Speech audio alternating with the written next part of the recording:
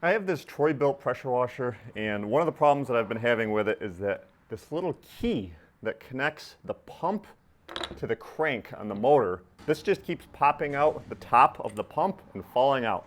When that happens, the engine will keep running and you just won't have any pressure. And so I tried fixing it once before with something called sleeve retainer. It's essentially just like a thread lock that's meant to glue this into the slot on the pump, but it still kept popping out. So I wanted to make a really quick video showing you what I did to fix it permanently. So I ended up finding this little metal collar at the hardware store. It's got a 7/8 inch diameter and there's a little set screw on the back of it. Now what I can do is I can just slide this onto the crank of the motor, and this will sit just a little bit above the pump here, just like this, and keep that key from sliding out. So let's show you how to do that.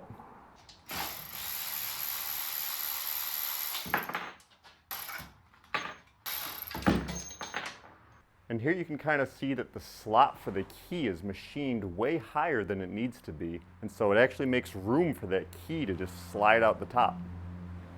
So I'm just going to take this collar and slide it over the crank of the motor.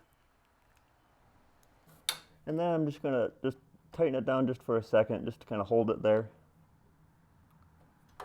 Next, I'm going to take a little bit of this sleeve retainer and just put it in the slot of the pump, and then I can take the actual key and just kind of glue it in here.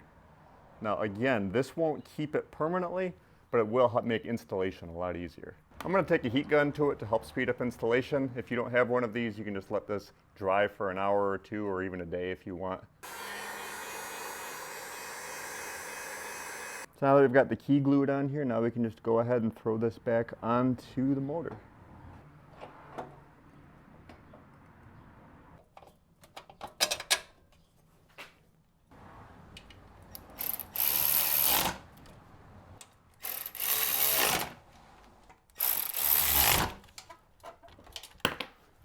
So now that I've got the pump installed, I just have a ballpoint Allen, and I'm going to use that to just loosen this up just a little bit. Now I don't want it to be tight on top of the pump. I want to give it a little bit of room to expand, but I am just going to give it maybe a 1/16 of an inch, and I'm just going to tighten it down on top.